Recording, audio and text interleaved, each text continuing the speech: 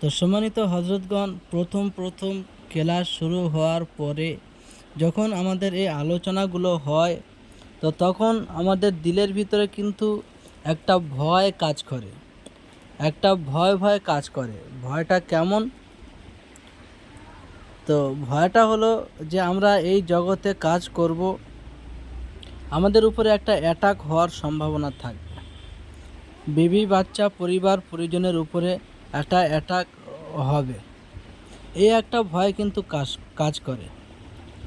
তো আসলে হজরত, যুদ্ধের মাঠে নামলেই তো যুদ্ধ করতেই হয়।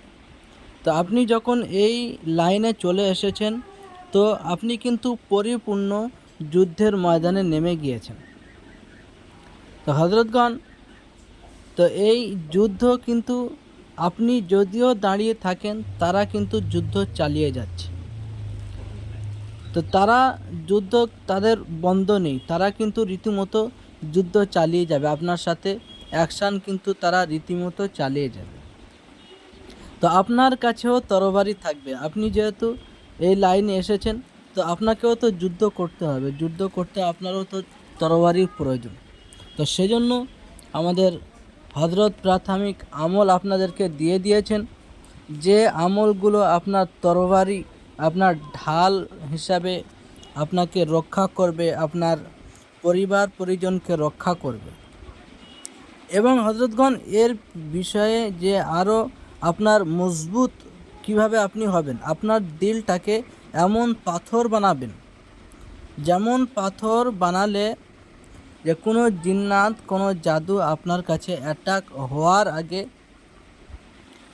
তো সে অ্যাটাক হওয়া দূরের কথা, সে যেখান থেকে এসেছে তো সেখানে ফিরে যেতে সে বাধ্য হবে। তো এরকম আমাদের দিলটাকে এমন পাথরও বানানো যায়।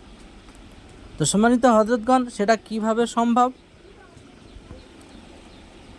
তো আপনার উপরে যখন আপনার দিলটা পাথরের ন্যায় হয়ে যাবে, তো দেখা যাবে কোনো কবিরাজ, কোনো তান্ত্রিক যদি আপনার উপরে কোনো চালানি দিয়ে দেয়, তো ওই চালানিটা আপনার কাছে আসবে এবং সে দেখবে যে আপনার দিলের ভিতরে ঢোকা তার জন্য সম্ভব নয়। আসলেই আপনার উপরে অ্যাটাক করা তার সাধ্য নেই।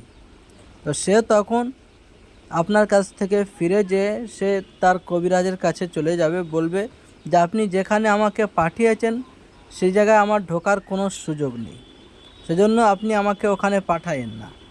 এরপরেও যদি আপনি জোর করেন, তো তখন কিন্তু আমি আপনার অবাধ্য হয়ে যাব। তো সম্মানিত হযরতগণ, আসলেই আপনাদের দিলটা, আমাদের দিলটা যদি এরকম পাথর আমরা বানাইতে পারি, তো ইনশাআল্লাহ পৃথিবীর কোনো অশুভ শক্তি আমাদেরকে পরাজয় করতে পারবে না।